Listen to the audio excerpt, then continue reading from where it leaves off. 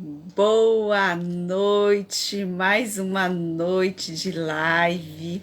Hoje temos um tema muito bom que é o superendividamento. Você tem dívidas? Sobretudo agora na pandemia. Quantas dívidas você acumulou nesse tempo todo? Você sabia que agora tem uma lei que é chamada Lei de Superendividamento?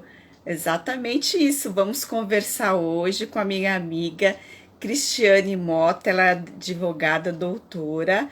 Vou chamá-la para participar dessa live. Novamente, sejam todos muito bem-vindos.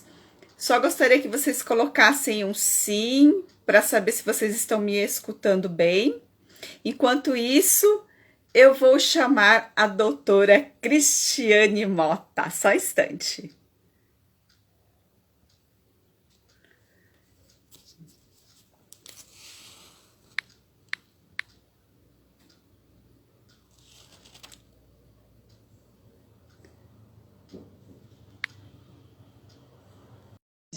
Já chamei. Ela já está entrando. Aguardem só mais um instante. Vamos tirar todas as dúvidas para entender sobre o superendividamento. Oi, Cris. Oi, Tudo bom? tá me ouvindo? Tudo, tá me Estou te ouvindo? ouvindo. Ah, então tá bom. Estou te ouvindo muito bem. Seja muito bem-vinda. Obrigada, viu, pelo convite. Tá frio aí? Tá friozinho. Tá. Eu já adiantei para o pessoal que a gente vai falar hoje sobre superendividamento, que a doutora Cristiane Sim. Mota, a Cris, ela vai nos É uma questão bem bem complicada, né, aí na sociedade complicada, hoje. Já. principalmente agora na pandemia. Então sejam todos muito bem-vindos. Para quem não me conhece, está entrando agora, está entrando hoje nas minhas lives. Meu nome é Josi, eu sou psicóloga e todas as sextas-feiras, às 20 horas, a gente faz lives para poder colaborar um pouco com a população, tirar um pouco de dúvida. E como tenho certeza absoluta, eu não sei, depois a Cris vai falar quantos que temos aí de endividados, principalmente agora na pandemia. Ela vai fazer um apanhado geral para a gente, mas, Cris, sinta-se à Sim, sim. vontade, a casa é sua, pode se apresentar. Obrigada, viu, Josi? Meu nome é Cristiane, eu sou jornalista e advogada, atuo em relações de consumo já há muitos anos. Trabalhei no Procon quando fui estagiária por muito tempo e sempre advoguei em relações de consumo. É um tema que eu gosto muito, muito importante. E o nosso Código de Defesa do Consumidor já tem aí 30 anos, né? E a lei, essas alterações agora com a questão do superendividamento é muito importante, porque aí é uma questão social, a falta de educação para o consumo, a falta de informação, a vontade exacerbada de lucro por parte, né, dos fornecedores de crédito, de serviço. E, ô Josi, para você ter uma ideia, no mês de julho, teve o maior percentual de pessoas endividadas no Brasil. Hoje, nós temos cerca de quase 63 milhões de pessoas endividadas no Brasil. Nossa. E essa questão só agravou com a pandemia. Então, só agravou. O orçamento foi comprometido, né, piorou na pandemia. Só que, assim, a questão do superendividamento, Josi, já há muitos anos o PROCON já faz um trabalho com relação, desde a época que eu trabalhava no PROCON, já existia uma tentativa de negociar as dívidas dos consumidores. Em 2012, para você ver, já há 9 anos, o PROCON ele criou um serviço de apoio ao consumidor que se chama PAS, né? Um programa de apoio ao superendividado. Então, tenta negociar as dívidas do consumidor, tem cursos, tabelas, para orientar e para tentar e para negociar essas dívidas. Então, chama os credores para negociar. Então, desde 2012, para você ver que já há 9 anos o PROCON já faz um trabalho. E agora a lei veio confirmar o que o PROCON já fazia. Eu digo PROCON porque é um órgão aí público, que nós temos fácil acesso, não é um órgão, não é nenhuma associação paga, então só para exemplificar. Os consumidores podem acessar o site do PROCON e confirmar essas informações. Então, para você ver, já desde 2012 tem esse trabalho do PROCON para tentar ajudar os consumidores. Então, já é uma questão antiga. Hoje, nas estatísticas, 81% das famílias que utilizam cartão de crédito estão endividadas. Então, o número é muito grande, agravou com a pandemia e com a inflação. O que é inflação? É o aumento, né, dos produtos, dos serviços, e aí a moeda perde seu poder, né, diminui o poder de compra, a moeda. Então, a questão do super indireta é muito séria. Por quê, Josi? Você como psicóloga sabe, também, além da questão de falta de educação para o consumo, a questão social, existe também as pessoas compulsivas, né, ao consumo. Então, é importante até você falar um pouco sobre a questão das pessoas compulsivas, que também é uma questão, né, com base aí na psicologia. Inclusive, eu fiz um artigo até que fala sobre a influência da psicologia na publicidade. Então, fala um pouquinho, Josi, dessa questão aí para o pessoal e depois eu entro na parte da lei.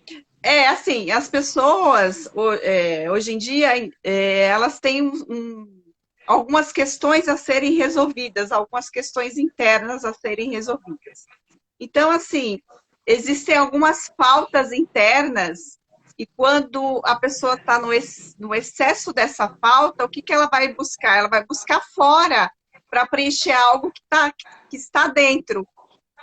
Então, ela pode fazer isso em algumas vezes gastando, consumindo exageradamente, sem necessidade. E aí vai tudo para o excesso. Eu sempre costumo dizer assim, o excesso denuncia uma falta que está dentro de você, uma falta que você quer eliminar de certa forma e você não consegue, porque nós, infelizmente, seres humanos, temos dificuldade de entrar em contato conosco mesmo, para poder entender o que está acontecendo ali internamente. E é muito mais fácil, ao invés de você olhar para si, olhar para dentro de você e tentar entender o que está acontecendo, é muito mais fácil você tentar buscar lá fora, tentar compensar essa falta lá fora. Aí eu vou consumir, ou vou para o cabeleireiro, ou eu vou comer demais, eu vou comer demais, eu vou beber demais, eu vou fazer tudo muito demais e vou consumir demais, vou pegar o meu cartão de crédito, vou gastar muito, muito, sem que o amanhã não existisse. Então, é algo que precisa ser tratado, precisa ser olhado com muito carinho, e se você não consegue ajuda sozinha, tem muitos profissionais que acabam colaborando para que isso possa ser olhado com mais tranquilidade, com mais calma, para poder ir lá no foco do que está acontecendo. Porque a pessoa tem um vazio e ela acaba descontando isso, né, no consumismo. E, Josi, você como psicóloga pode até dizer melhor do que eu, como advogada, das técnicas da psicologia que faz com que os consumidores atrai os consumidores para o consumismo. Então, temos o merchandising, as mensagens subliminares. As subliminares são as mais perigosas, porque, na verdade, numa imagem, por exemplo, ela não é perceptível a olho nu. Então, o consumidor aí, na hora da compra, quando ele vai comprar, ele nem tem aquilo aflora. As cores, por exemplo, dos restaurantes, o amarelo, o vermelho, a sensação de fome. O vermelho e o amarelo. Vermelho e amarelo. Sim, sim. Então, então, tem a questão social, a questão da falta da informação para o consumo e tem a questão também das técnicas da psicologia, que faz com que os consumidores, para atrair, né, para comprar o mercado de consumo, o capitalismo. E aí o consumidor, muitas vezes, né, uma questão tem um vazio, então vocês compram. Quantas vezes, ainda mais nós mulheres, compramos alguma coisa e depois a gente fala, nossa, por que eu comprei isso? Mas eu nem gostei tanto assim. Então, assim... Por trás disso, tem toda uma mensagem subliminar, tem outras questões que a gente é induzido, às vezes, a comprar. Né? Além da questão do vazio que você falou, que as pessoas, às vezes, têm um vazio, eles contam nas compras para como que eu vou dizer? Para superar aquele vazio, aquela falta, né? Suprir aquela falta. Essa é uma falta. Sim, sim. E, o Josi, a lei do sobreendividamento, no artigo 54A, que acrescentou no Código de Defesa do Consumidor, ela dispõe que a lei não se aplica aos consumidores que contraem dívidas de má fé. A intenção de não pagar. É exatamente isso que eu vou te perguntar, porque assim, que agora tem uma lei desse superendividamento. Então, assim, eu já sei como eu já tenho essa lei, então eu vou gastar absurdamente, irresponsavelmente. Como que faz nesses casos quando a pessoa utiliza isso de má fé? Então, no caso concreto, vai ser analisado. Então, como a lei define o superendividamento? Define como aquelas pessoas que não conseguem pagar suas dívidas sem comprometer o seu mínimo existencial. Então, as pessoas estão tão endividadas que elas não conseguem nem pagar o mínimo. O mínimo então, seria... na verdade, a lei faz... O mínimo para sobreviver. Água, luz, as compras, o mínimo existencial. Então, é uma situação tão grave hoje na sociedade brasileira e a pandemia só agravou a situação dos superendividados. No artigo 54A, que foi acrescentado ao Código de Defesa do Consumidor, no parágrafo 3º, dispõe que a lei não se aplica ao consumidor que tenha contraído dívida de má fé na intenção de não pagar, com fraude, com propósito. Então, não é assim. Então, tudo vai ser analisado. Mas o que acontece no mercado de consumo? Nós sabemos que nós não temos educação para o consumo. Não. Então, não tem políticas públicas de educação para o consumo. Outra questão que a lei prevê no artigo 54B informa que a oferta deve ser... A oferta do crédito ela tem que ser clara, precisa. Então, os riscos da operação têm que ser informados, que na prática não é. Você contrata, não, porque você tem um contrato e às vezes, aliás, não, às vezes não. Diversas vezes tem lá as letrinhas pequenininhas no contrato, você acaba não lendo e acaba assinando também. Sim. Fora que às vezes você lê e também não entende, né? Não entende. Muitas vezes um contrato de compreensão você não entende. A lei também proíbe o assédio ao consumidor e proíbe que a empresa oculte ou dificulte as informações daquela operação de crédito, do empréstimo. Então, o que é o assédio ao consumidor? O assédio é aquela insistência de você estar comprando, te ligando, te assediando. Então, a lei proíbe isso. Na prática, isso acontece muito. Vamos ver agora, né, se com a lei isso vai ter uma diminuída. Uma outra coisa que a lei prevê no artigo 54D fala que o credor, quando eu vou disponibilizar o crédito, eu tenho que avaliar a situação do consumidor e para disponibilizar um crédito responsável, para evitar essa questão do superendividamento, para diminuir. Porque fica numa situação que a pessoa não tem como pagar mais. Ainda mais dívida de cartão de crédito, dívidas de empréstimo consignado, que são muito altos. Então, o que é o plus assim, dessa lei, que eu acho que vai ajudar muitas pessoas? É a questão da recuperação judicial do consumidor ou na via administrativa. O que é isso, Josi? Chama todos os credores para fazer, vamos dizer, entre aspas, um combo. Para que todos sejam pagos e de uma forma que o consumidor possa honrar suas dívidas sem comprometer o seu mínimo existencial. Esse parcelamento pode ser feito durante até 5 anos, para ser pago até 5 anos, e a primeira parcela ser paga em até 180 dias. Então, é uma chance muito importante para o consumidor, em algumas situações, ele vai ter que socorrer à tutela do Estado. Também através de um advogado na via administrativa, se não conseguir, num órgão PROCON, num órgão de defesa do consumidor, ou via judicial. Então, eu acho que essa questão, Josi, do parcelamento da dívida e possibilitar que ele vamos dizer assim, o linguajar popular, que o consumidor limpe o seu nome, é muito importante. Porque você, como psicóloga, inclusive, você sabe que muitas empresas até não contratam pessoas que estão com nome restrito. Não. Você, quer dizer, você tem uma dívida, está com nome restrito, você precisa trabalhar, você não consegue emprego porque você está entre aspas, com o nome sujo. E aí, como é que você faz para pagar essa dívida? Fica Sim, o que eu acho errado, porque acaba sendo uma discriminação com a pessoa. Porque quem nunca na vida passou por uma dificuldade ou por uma questão de um superendividamento? Então, e isso acontece muito na sociedade brasileira. Como eu disse, desde 2012 o Procon tem um trabalho para recuperação desses consumidores que estão com esses débitos. Então, o programa do Procon se chama PAS, Programa de Apoio ao Superendividado, que auxilia para negociar as dívidas, tem palestras, tem cursos para ajudar o consumidor.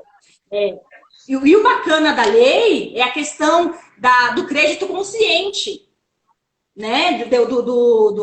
Dos bancos, das financeiras, pensar melhor e quando colocar isso no mercado de consumo, disponibilizar, ver a condição do consumidor. Ele vai conseguir, porque muitas vezes, Josi, quando a pessoa paga a metade da dívida, também já pagou a dívida. porque os juros é lá em cima. Sim, os juros no Brasil é um dos mais altos. É 300%. Eu vi uma estatística, nem lembro, mas é uma coisa muito alta. Juros do cartão de crédito é um absurdo. Se você não pagar o cartão de crédito, você vai à falência.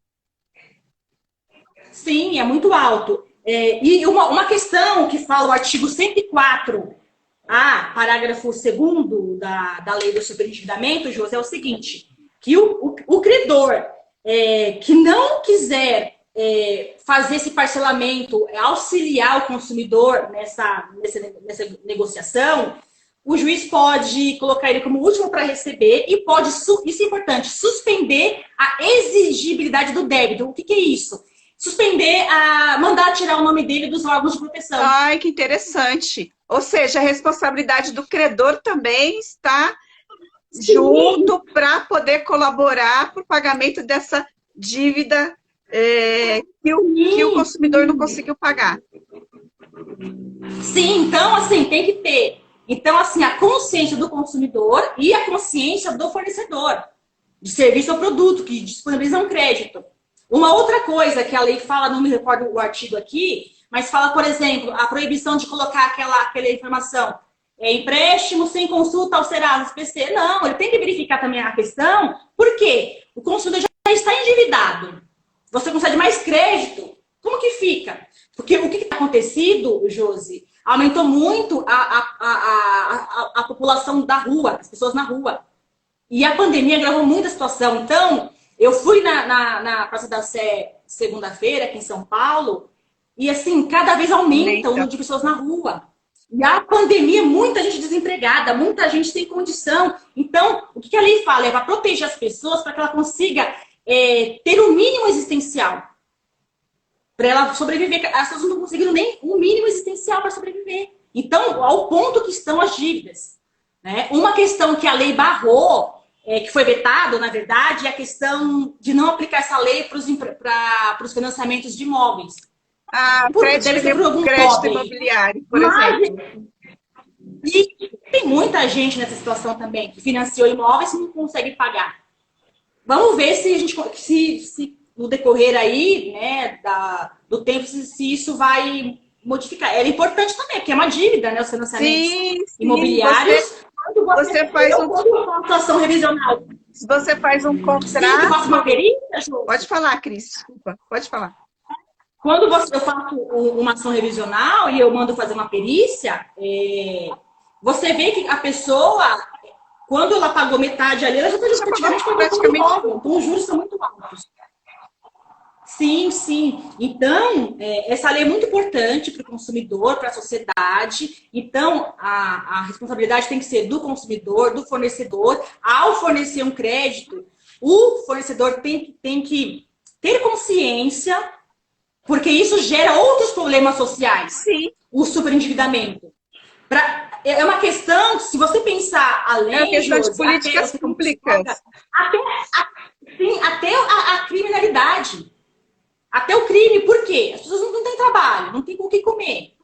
Então, assim, é uma cadeia. Sim. Então, a lei, a questão da lei é a questão social. Então, é um conjunto de fatores. Então, a importância dessa lei, é lógico, é o que eu falei. O artigo 54, para A, parágrafo 3º, proíbe, dispõe que isso não se aplica ao consumidor de má fé, né? Aquele que vai contrair uma dívida mediante fraude, achando, eu vou lá numa loja aí grande, não vou dizer o nome para não fazer merchan aqui, vou comprar tudo que eu quero e não vou pagar. Não é assim que funciona. Não é assim. E o ranking, né, o que prevalece aí das dívidas, as piores, é o cartão de crédito, os empréstimos consignados. Outra coisa que a lei prevê, que é importante, Josi, é a questão das pessoas analfabetas, doentes e que tem alguma vulnerabilidade.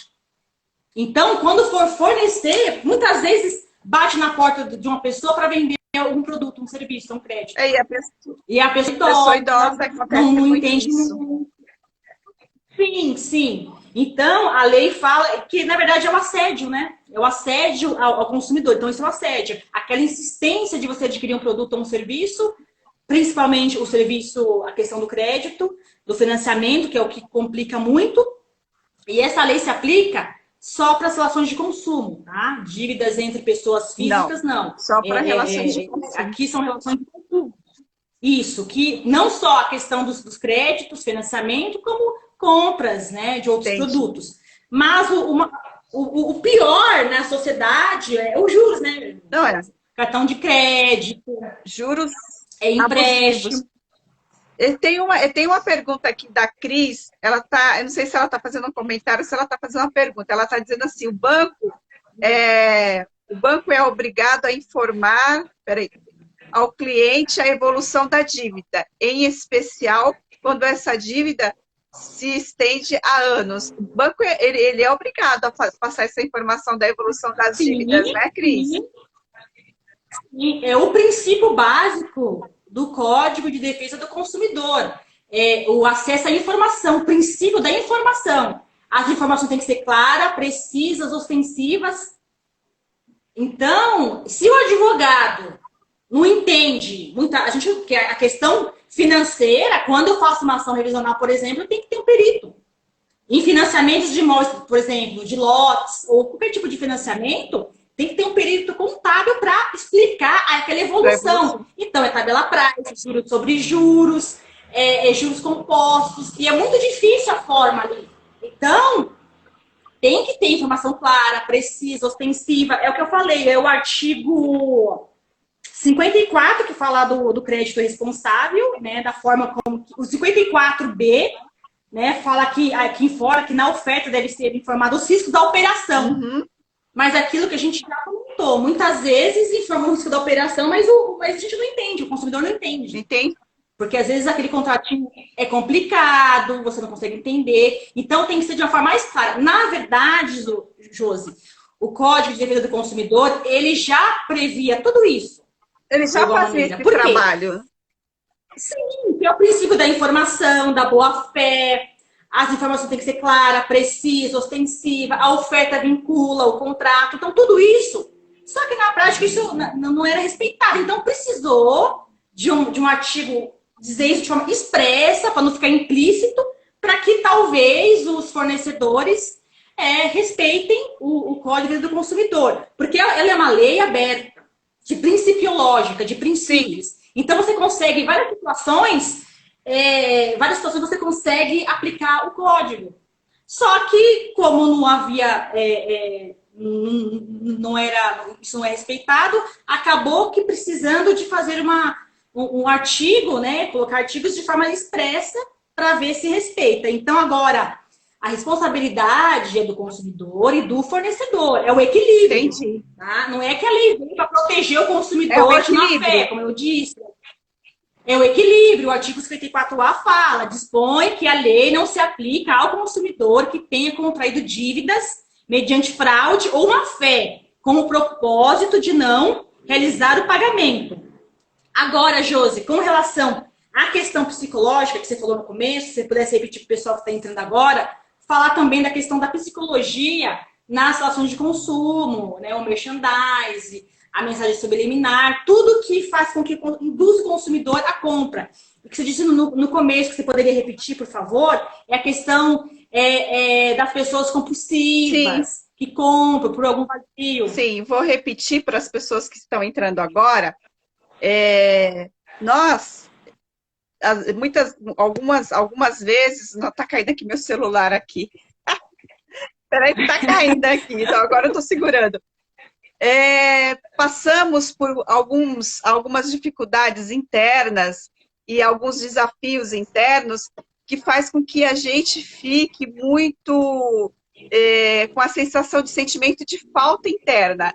Existe uma falta interna que você precisa de alguma forma aplacar essa falta. E o que você faz? Ao invés de você olhar para si, para poder compreender o que está te faltando internamente, você olha para fora e começa a consumir, a comer muito, a beber muito, a comprar muito, tudo exageradamente, para tentar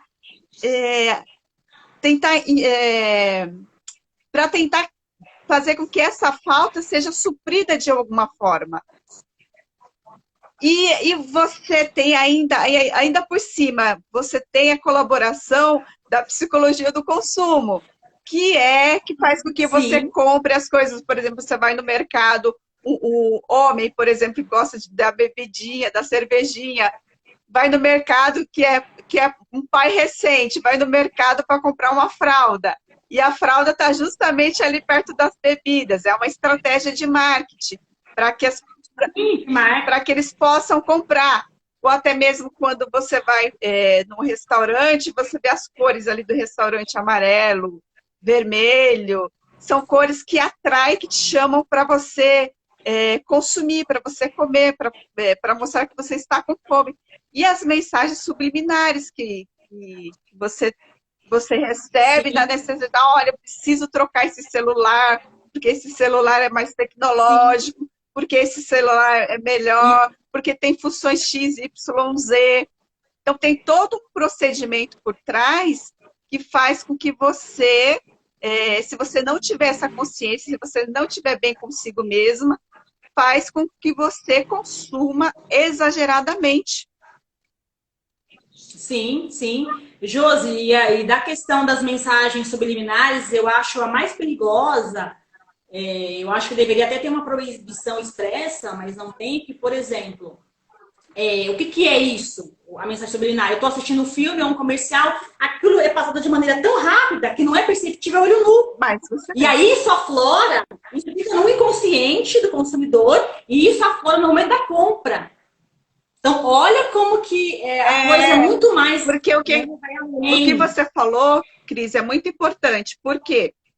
Porque nós somos 95% inconsciente. O nosso inconsciente trabalha 95% e a nossa consciência apenas 5%. Ou seja, o que eu estou aqui conversando com você, nós estamos fazendo essa live, então nós estamos percebendo conscientemente do assunto, tentando elaborar, tentando racionalizar o assunto. A nossa consciência está consciente disso, mas o nosso inconsciente ele está captando tudo. Ele está captando as cores, ele está captando as sensações, as impressões que tem. Ou seja, quando tem essa mensagem subliminar nas propagandas, quem vai captar é o seu inconsciente. E muitas vezes você fala assim: nossa, mas eu tenho um desejo enorme de comer aquilo, mas do nada apareceu. Não é do nada. Sim, sim. Por exemplo, nos restaurantes, nesses fast food, você vê que as cores são vermelhas e amarelas. Aí você chega no shopping, num lugar, você vê essas cores e já dá aquela sensação de vazio, de fome, para induzir você a comer aquele lanche, para comer naquele restaurante. Então, tudo isso é estudado. Uma marca, por exemplo, tudo é estudado. A marca, as cores, pela psicologia, para o marketing, né? Para poder induzir o consumidor à compra. Então, tudo isso é utilizado e o consumidor não sabe, não percebe. Então, a mensagem subliminar é muito perigosa. Muito perigosa. E nós, de forma... Isso aflora, o que você falou, aflora de forma inconsciente no momento da compra. Mulher, por exemplo, quantas vezes compra um monte de bolsa, sapato? Não é verdade? É E verdade. depois, por que eu comprei? É, O cheiro das lojas, o cheiro, as cores, tudo é estudado para induzir o consumidor à compra. Então, esse consumismo exacerbado.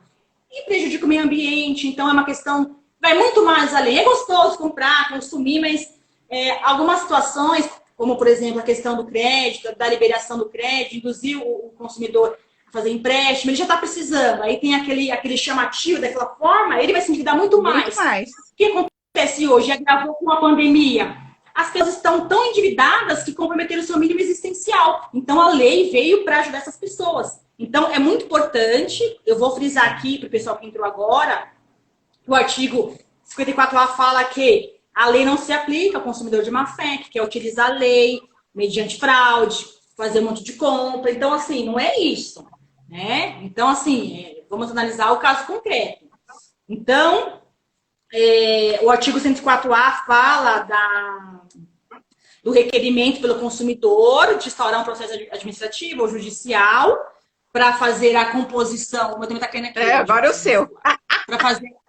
Agora é meu. Para fazer a composição da dívida para ele voltar, porque aquilo que a gente falou. Peraí, Jô, está caindo tudo aqui. Faz parte, faz parte. Ao vivo. Faz parte. Pronto.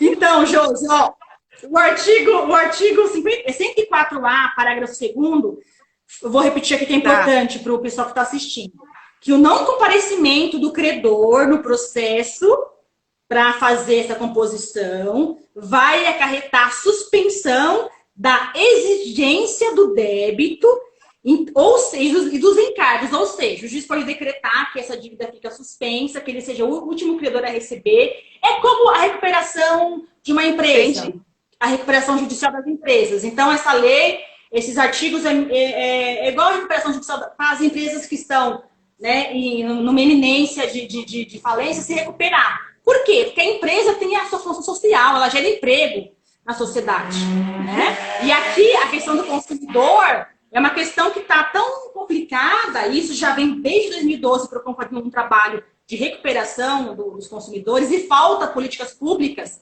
né, para tirar, para orientar o cidadão, os consumidores. Então, desde 2012, o PROCON já faz um trabalho que se chama PAS, Programa de Apoio ao Superendividado, que auxilia para renegociar a dívida. Tem cursos, palestras. Quem não puder entrar com processo ou não quiser, procura o PROCON, tenta fazer. Se o credor não quiser compor essa cadeia para fazer esse acordo, aí não tem jeito. Aí você tem que ir no judiciário, porque só o juiz pode compelir, chamar, ele vai citar aquele credor para compor. Então, o consumidor vai apresentar uma planilha com as dívidas, como ele pode pagar, para fazer uma negociação para que ele consiga pagar todos os credores. Então, é bom, porque todos vão receber. Sim, claro. Né? Diminuir um pouco os juros, então fazer uma negociação.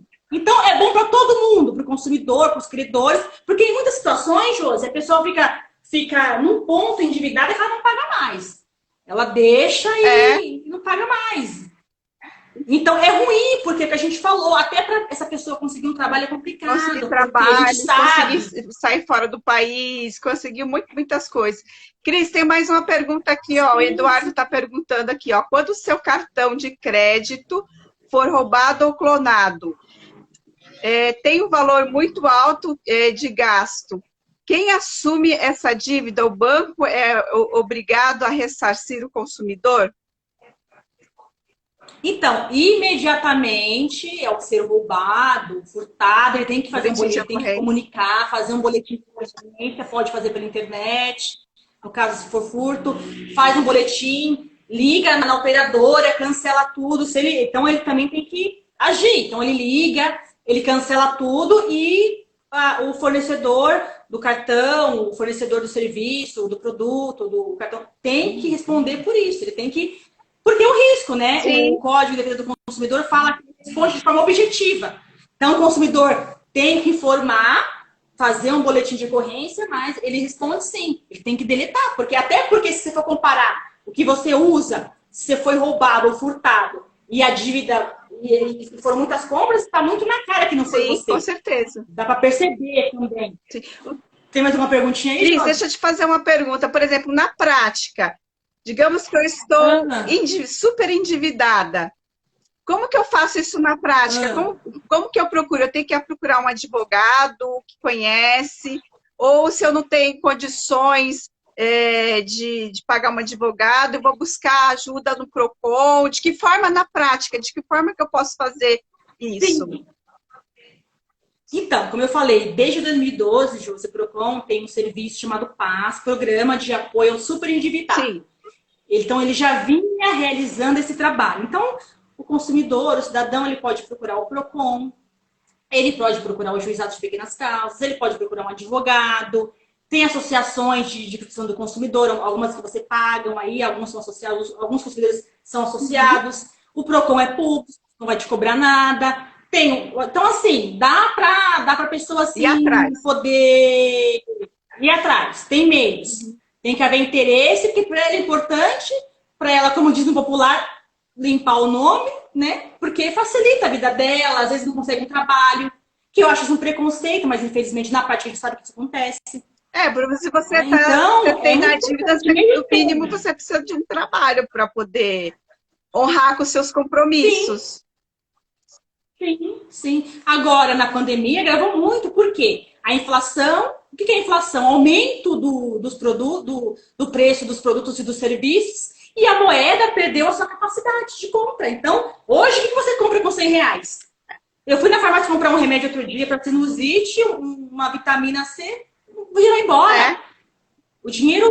Então, assim, você vê, hoje a gente tem essa nota de R$200. Isso é muito ruim para a moeda. Porque, assim... isso não é bom para a moeda. Desvaloriza a moeda. Exatamente. Então, a questão da inflação hoje está tudo muito... Cara, a gente viu na pandemia aí o valor do arroz, do ovo, do óleo. Agora deu uma equilibrada, mas ainda está muito alto os valores. Então, assim, isso já acontecia há muitos anos, desde a época que eu era estagiária do Procon. Só que na minha época não tinha essa questão. Aí eu vou falar a idade, né? Não, não fala. Não tinha. Essa parte aí pula. Não tinha esse programa de apoio ao superendividado. O Procon criou isso em 2012. Eu falo do Procon aqui porque é o órgão que tem aí, né, público, que pode ajudar o consumidor endividado. Sim. Que a intenção da nossa live é a questão social, de ajudar as pessoas, a informação. Então, essa lei é muito importante. As pessoas que estão endividadas podem procurar esses órgãos para tentar solucionar e se recolocar. Por quê? A partir do momento que você faz ali o plano de recuperação, você pagou a primeira parcela, você fez o plano, já tira o seu nome da restrição. Então, isso é importante para você ter dignidade, né? Porque é muito ruim você estar numa situação difícil, com trabalho, com nome restrito. E isso, infelizmente, agravou muito na pandemia, né, Josi? Ninguém imaginou que ia acontecer uma pandemia.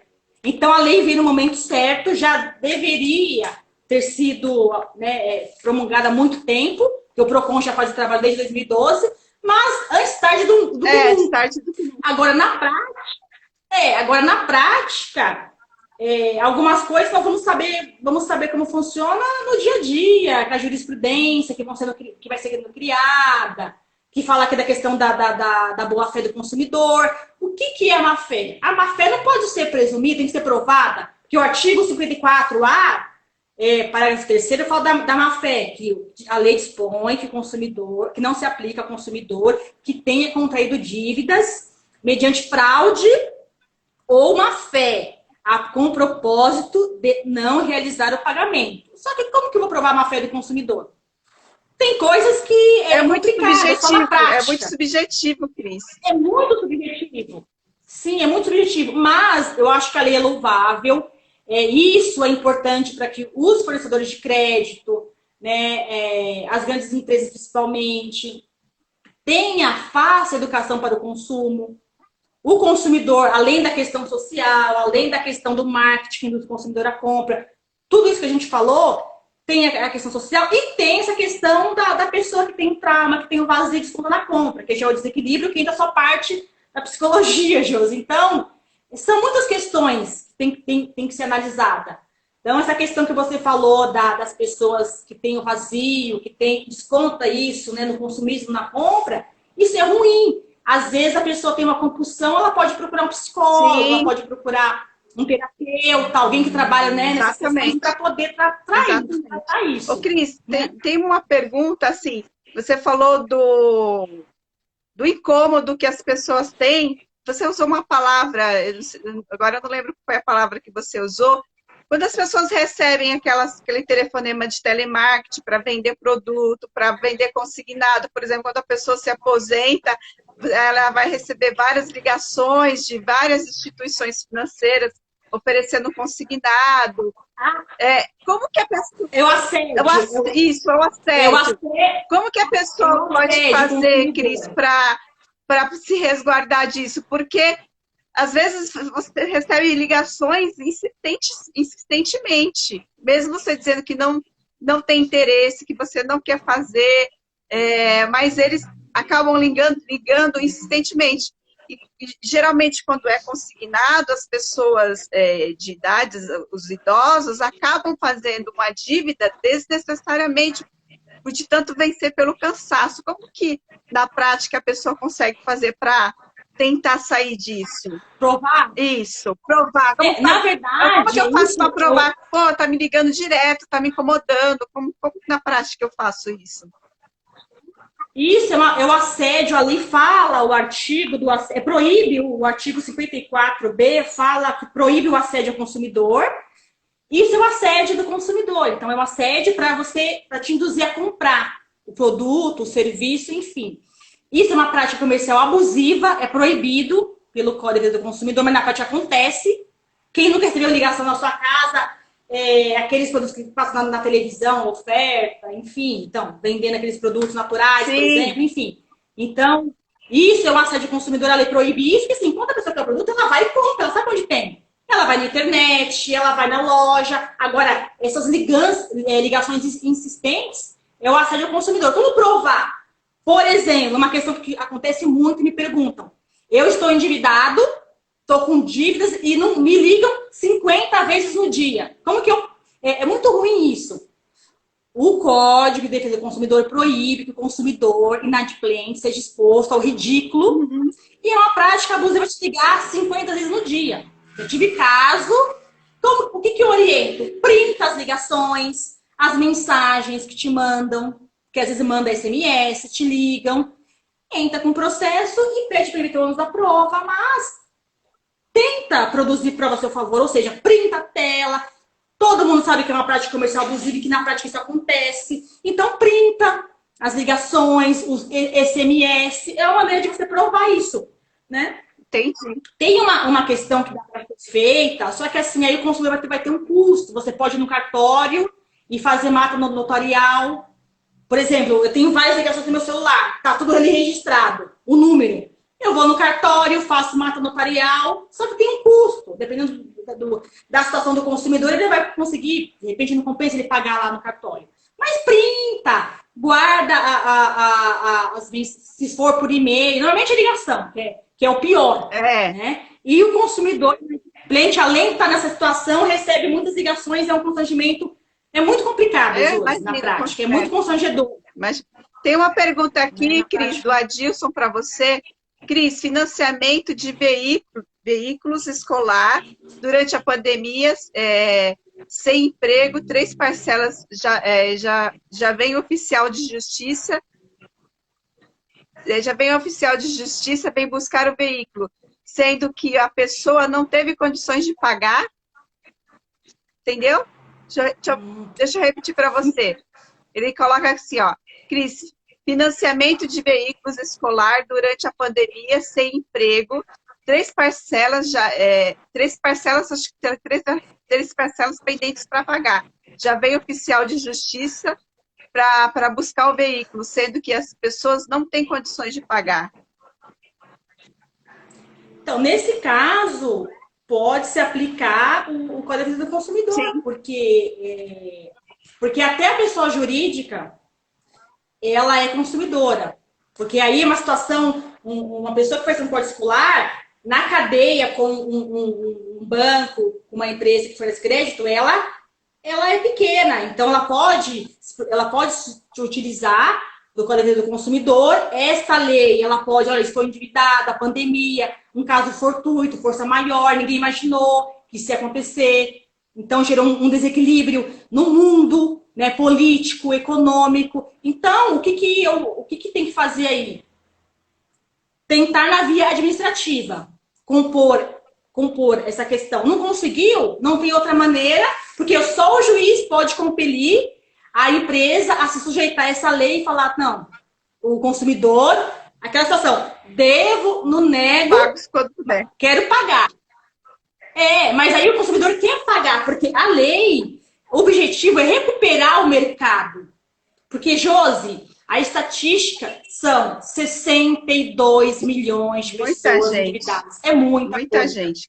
Das famílias que utilizam cartão de crédito, 81,8% das famílias estão endividadas, não conseguem pagar cartão. E o cartão, se você deve 1.000, daqui a pouco tá 10. Sim, se você não paga parcela do mês, se você não paga, se você parcelar cartão de crédito, é a pior coisa que você faz.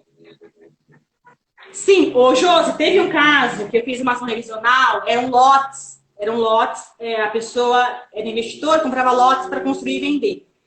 Na perícia, foi constatado, neste caso, por exemplo, que quem comprou, isso que não era nem assim, não era nem ali em relação de consumo. Para você, porque não foi uma situação. Mas os juros, o valor que a empresa estava cobrando, 324 mil reais. Nossa, já tinha. Na perícia, constatou que eram 124 mil. Não, ele pagou. E aí, com a perícia, sim, aí pagamos um perito contábil que trabalha essa questão, ele fez o cálculo e contamos, e aí foi feito um acordo. Por quê? O consumidor também falou, vamos fazer uma perícia, vamos provar, não vamos também arriscar. Tem que fazer uma perícia, constatar. E realmente foi comprovado contabilmente a abusividade. E isso acontece muito. Financiamento estudantil, é para inglês ver. Sim. Aí, vou fazer o FIES. Nossa, vai fazer um cálculo, por exemplo. Depois que você... Quantas ações tem na justiça, por exemplo, contra o FIES? Então, assim, lógico, a pessoa precisa estudar, está desesperada, ela vai e contrata, não tem opção. Depois tem que discutir, porque a abusividade é muito grande. E aquilo, a lei não veio para proteger o consumidor de má fé, não é isso, é para equilibrar as relações de consumo. Que a gente sabe que na prática os juros, o valor é muito alto. Cris, é muito alto e muito injusto, porque se você for fazer algum investimento, por exemplo, na poupança, por exemplo, na renda fixa, na renda variável, os juros que te pagam não é o mesmo juros que você paga em relação ao algum empréstimo que você pega. É muito injusto se você parar para pensar nesse sentido. Então, precisa realmente de uma lei que resguarde, no mínimo, o consumidor para que consiga seguir com a vida dele. Sim, e repetindo, José, a lei consumerista, na verdade, ela já previa isso, porque ela fala o direito básico, a informação, a oferta vincula, a publicidade vincula, o contrato, só que na prática isso não é respeitado. Então, o princípio da transparência. Então, essa lei veio reforçar o que já existe na lei consumerista, que é a base principiológica, a base é a informação clara, precisa, ostensiva. Então, esses artigos veio melhorar para o consumidor. Lógico, isso não vai proteger o consumidor de má fé. Na verdade, a gente sabe que muitas vezes não está de má fé, que realmente os juros são muito abusivos, a questão que a gente falou da psicologia, que te induz a adquirir aquele crédito. Então, tudo isso, a educação para o consumo, então tudo isso é importante. Eu vou frisar aqui, o Josi, a lei proíbe que o fornecedor de crédito no mercado, que ele não pode ocultar os riscos da operação. Sim. Então tem que ser claro, preciso, quanto eu vou pagar de juros, quais são as taxas, sem aquele embromation para a pessoa. Tem que ser uma coisa mais clara, que na prática não é.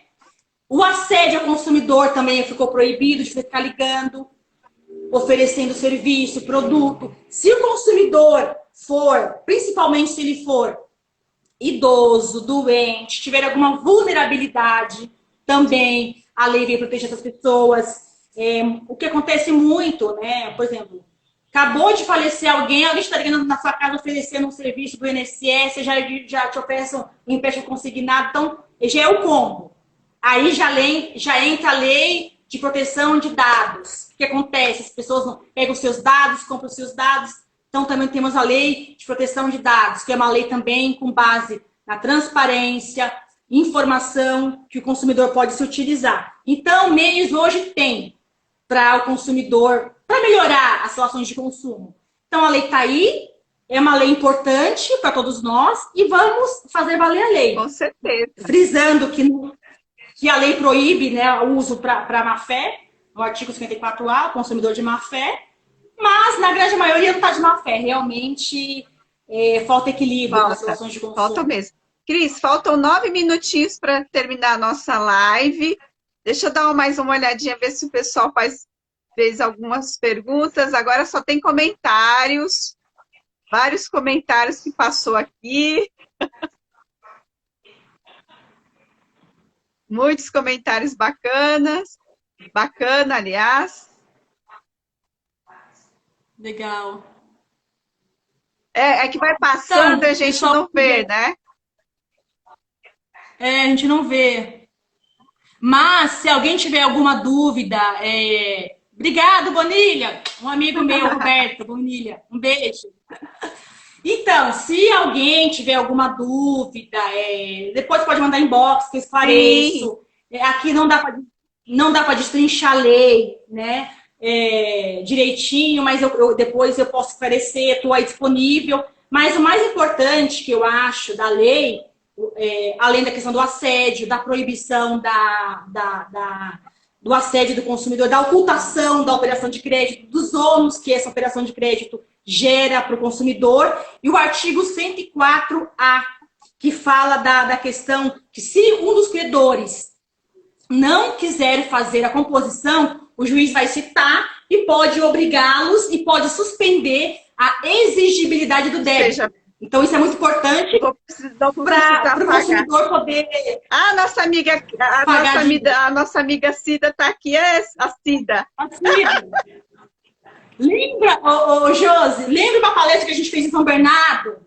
Lembro. Foi eu, você e a Cida, nós três, causando em São Bernardo a palestra. Não, e aí, nós falamos tanto que tem que apagar a luz para a gente ir embora, lembra? Nossa, foi muito legal aquele dia, foi muito legal aquela palestra. Nós fizemos uma palestra, pessoal, numa escola, cada uma, eu, a Cris e a Cida, fizemos cada um tema diferente. E você lembra qual foi o tema que você falou? Eu falei sobre inteligência emocional. Eu acho que eu falei sobre oratória. Dicas de oratória. Nossa, o pessoal já estava quase apagando a luz para a gente ir embora. Mas foi muito bom. Foi muito bacana. Foi muito bacana. Então, gente, eu acho que foi muito válida a live. Nós podemos fazer outras questões. Sim, com certeza. Sobre revisões. Daí a gente marca uma outra live, estou à disposição para esclarecimento. A Josi também está aí à disposição para esclarecimento. E obrigado, Josi, pelo convite. Obrigada por você aceitar, disponibilizar sua agenda. E, Cris, se o pessoal quiser te procurar, como que faz? De repente, precisa de uma consultoria sua, precisa de estar super endividado, precisa de um advogado para poder orientar melhor. Como que faz para te procurar? Pode mandar um inbox aí no Instagram. Lá tem os meus dados. A Cida falou que disse que falou sobre perfil comportamental, é verdade. É verdade, verdade. E eu falei sobre oratória, comunicação. Muito legal. Cris, obrigada, muito obrigada mesmo. Foi assim, super esclarecedora, tenho certeza absoluta que tirou a pulga da orelha de muitas pessoas.